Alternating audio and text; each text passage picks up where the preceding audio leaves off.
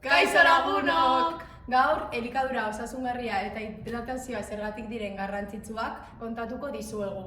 Preso dute superindarrak edukitzeko? Hasi baino lehen, lasai, ez dizuegu brokolia jatera behartuko.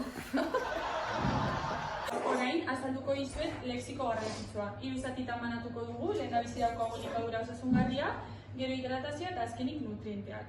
Elikadura osasungarria ongi jatea da, hau da, gure gorputzak energia eta indarazko izateko ezinbestekoa izango da, eta fruta eta barazkiak jan behar ditugu gorputza hobeto funtzionatzeko. Ondoren daukagu hidratazioa, gure gorputza urrez beteta edukitzea da, hau da, ezinbestekoa izango da gure gorputza ondo hidratatu, eta gure erregaia da, hau da, osasuntsu egoteko behar duguna izango da. Eta azkenik ditugu nutrienteak. Elikagaien superindarrak dira, eta hauek elikagaien barruan ezkututak daude. Hiru esan dezakegu izango direla garrantzitsuenak, kasu honetan proteinak, karbohidratoak eta vitaminak, eta hauek indartsu egiten gaituzte. Gure gorputza auto bat balitz bezala da, auto batek gasolina behar du. Guk berriz elikagai osasuntsuak, horregatik komeni da egunero honako hauek jatea.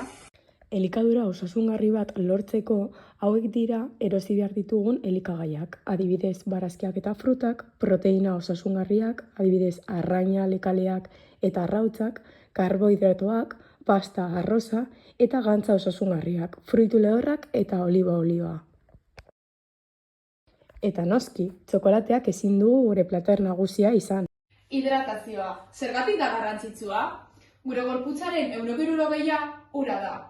Bai, itsasora doi bat gara. Egunero, 5-6 baso bete ur inguru edatea komeni da. Eta bero egiten badu, kontuz ur gehiago edan beharko duzu. Oso garrantzitsua da urazko edatea osasuntsu egoteko, lehen aipatu dugun bezala. Baina kontuz, edari batzuk kaltegarriak izan daitezke. Badaude edari batzuk ez direnak osasungarria gure gorputzerako eta kasu horietan komenigarria da ez edatea. Zeintzuk dira? Bada, adibidez, freskagarri azukredun guztiak, limonadak eta energia askoko edariak. Zergatik? Pentsa ezazue freskagarri horietako askok azukre ugari dutela. Claro, azukre gehiegi hartzen dugunean gure gorputza azkarregi abiatzen da eta superaktibo jartzen gara momentu batez. Baina gero, energia hori jeizi egiten da eta neka-neka eginda geratzen gara.